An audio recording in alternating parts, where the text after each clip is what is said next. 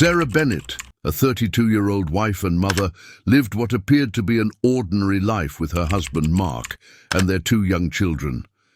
Their picturesque home on the outskirts of town was a symbol of the perfect American family.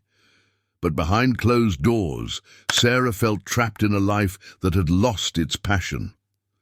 Mark, a dedicated and hard-working businessman, spent most of his time traveling for work, often leaving Sarah alone to tend to the house and kids.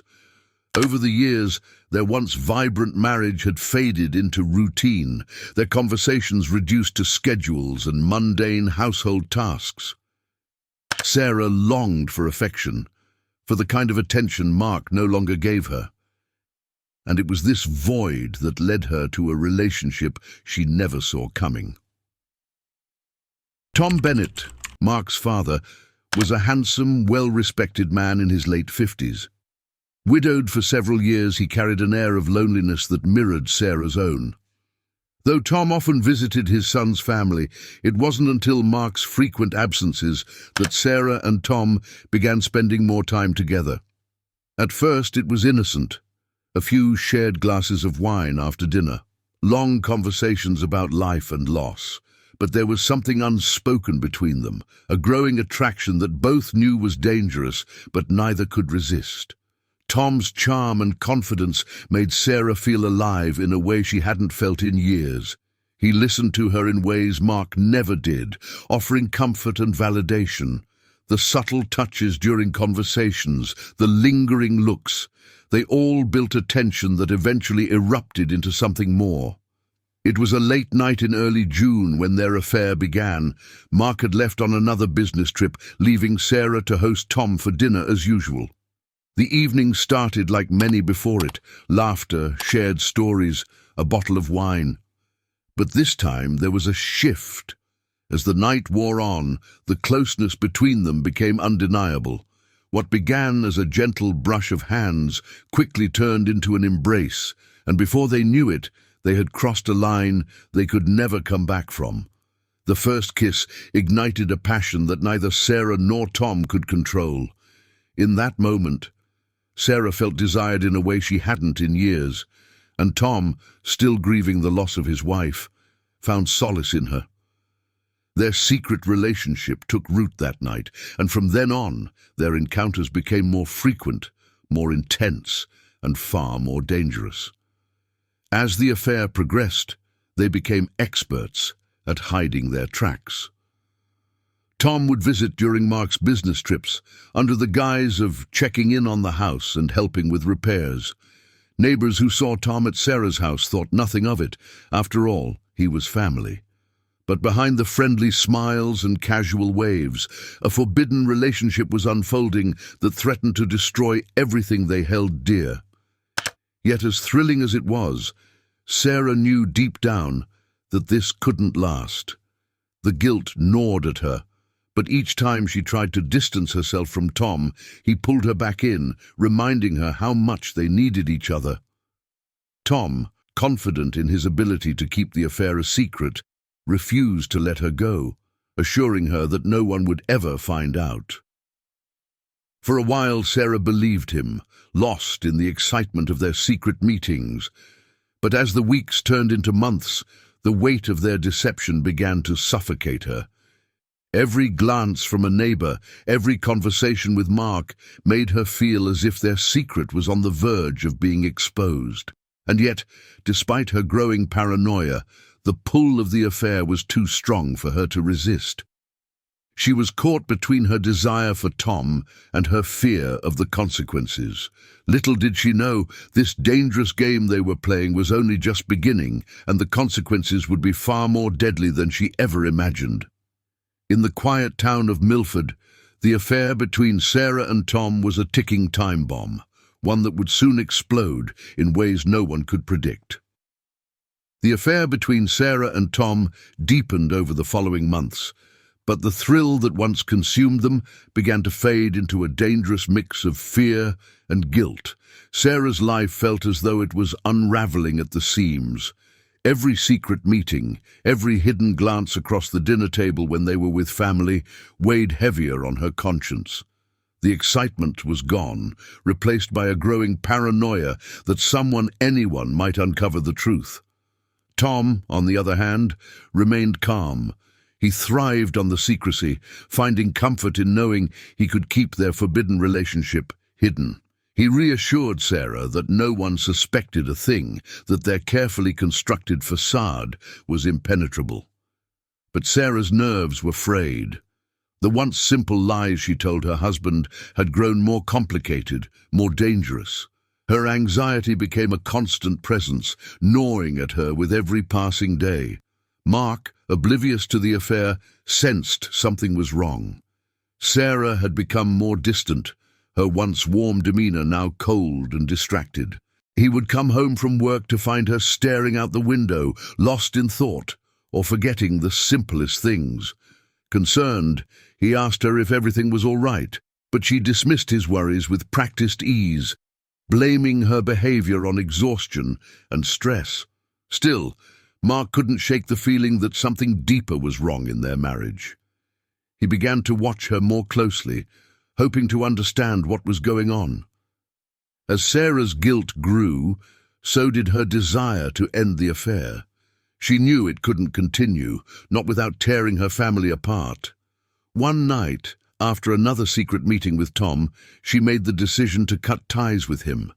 She couldn't live this double life any longer. But when she tried to break things off, Tom's reaction wasn't what she expected. Tom, who had once seemed so understanding and kind, became cold and manipulative. He refused to accept the end of their relationship, reminding Sarah of all the times he had been there for her, how he had filled the void in her life when Mark wasn't around. He told her she was being foolish, that no one would ever find out, and if she left him now, she would regret it. His words left Sarah feeling trapped, more confused than ever. The control he had over her was suffocating, and the power dynamic between them had shifted. What had once been an affair built on mutual need was now something darker, a form of emotional manipulation that Sarah couldn't seem to escape. To make matters worse, whispers began circulating in their small town. Sarah had always been careful, but now every interaction felt like a potential threat. Friends and neighbors had started to notice the unusual closeness between Sarah and Tom. Nothing had been said outright, but in Milford, rumors had a way of spreading fast. Sarah overheard a conversation between two women at the grocery store, speculating about the amount of time she spent with her father-in-law. The words sent a chill down her spine. People were watching, and it was only a matter of time before someone pieced it all together. Sarah's fear of exposure consumed her. She tried to pull away from Tom, limiting their interactions and avoiding situations where they could be seen together. But Tom, sensing her hesitation, became more demanding. He would call her at odd hours, insisting they meet, pressuring her with reminders of their connection and how deep they were in this together. He was no longer the comforting presence he had been at the start of the affair. Now he was a constant, looming threat in Sarah's life, and his persistence made her panic grow. Meanwhile, Mark continued to notice the changes in Sarah. She was more distant than ever, frequently lost in her thoughts, and her attempts to be present with the family felt strained. His concern grew, and he began asking more questions. Each time he pressed her, Sarah felt her heart race, terrified that he might be on the verge of discovering the truth. Every lie she told was more complicated than the last, and she was running out of excuses. In her desperation, Sarah considered confessing everything to Mark, hoping that somehow admitting the affair might free her from the hold Tom had over her. But she knew it wasn't that simple. If the affair came to light, it would destroy her marriage, her family, and everything she had worked so hard to protect. And worse, Tom's reaction if she exposed their secret terrified her. He had made it clear that he wasn't going to let her go without a fight. The affair that once gave Sarah a sense of freedom now felt like a prison, with Tom holding the keys. The walls were closing in, and she had no idea how to escape. As summer drew closer, Sarah's life had become unbearable. What started as an affair born from loneliness had spiraled into a nightmare she couldn't escape. The guilt consumed her, but it was Tom's unrelenting grip that terrified her the most. Every time she tried to distance herself, he would remind her of the risks, the consequences, if Mark ever found out. The once charming man who had filled the void in her life was now a manipulative force, holding her hostage with threats she couldn't ignore. Tom's possessiveness grew darker by the day. He demanded more of her time, more attention, and wouldn't accept her attempts to pull away. When Sarah didn't respond to his texts immediately, he would show up at her house unannounced, sometimes late at night when Mark was still away on business. Tom's presence felt like a shadow she couldn't escape. The thrill that had once defined their relationship had transformed into a suffocating burden, and Sarah's fear of what he might do if she didn't comply pushed her to the brink. One evening, Sarah made a desperate decision.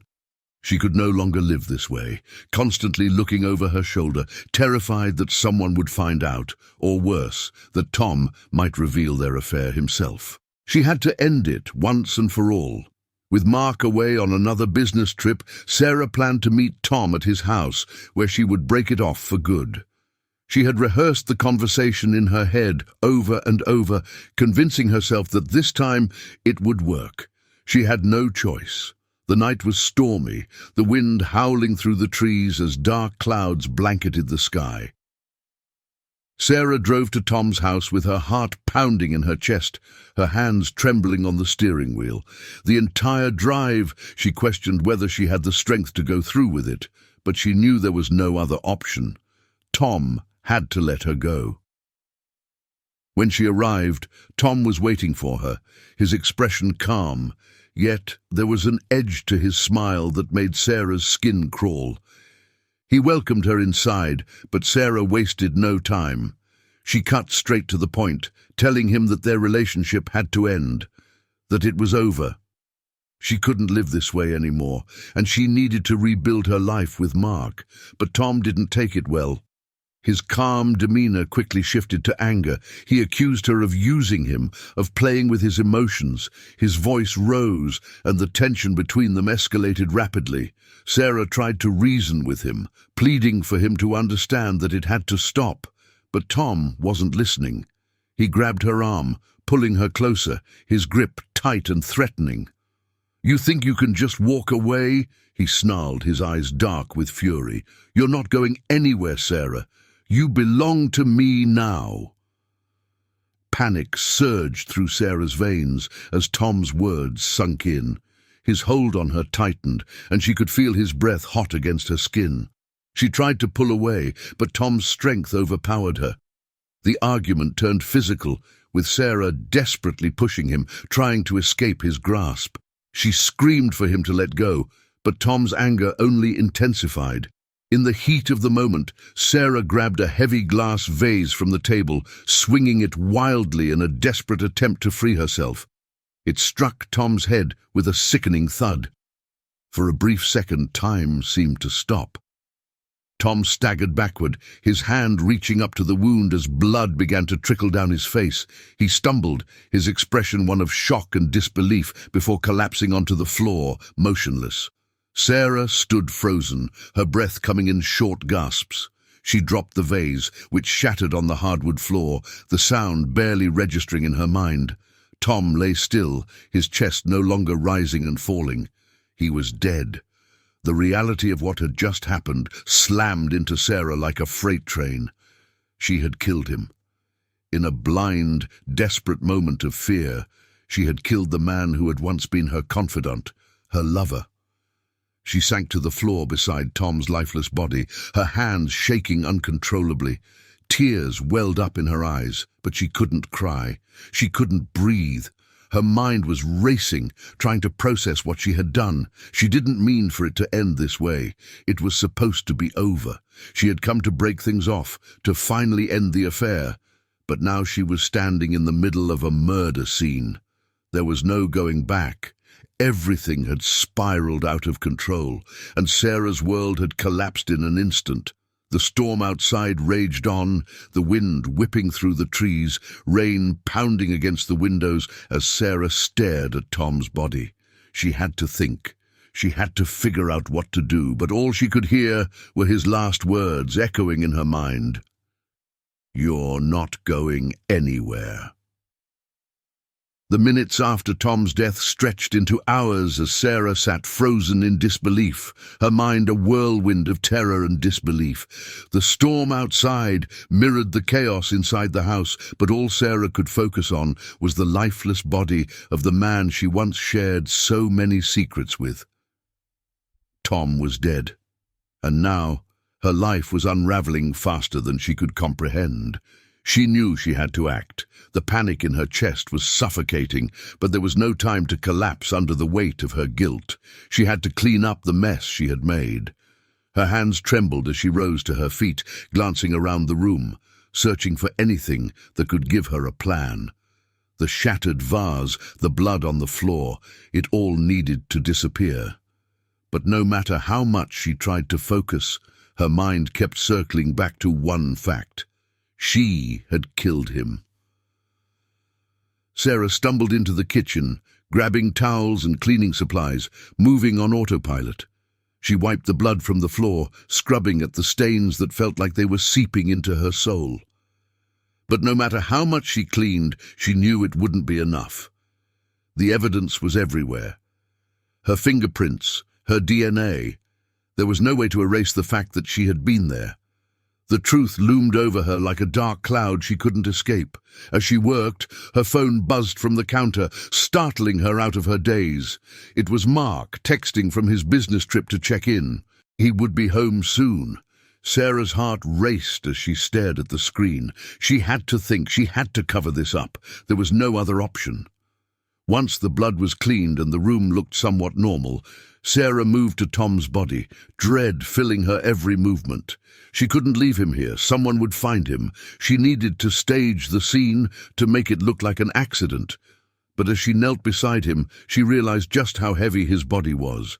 Panic surged through her again. How could she possibly move him? Every plan she came up with seemed impossible. There was no way out of this.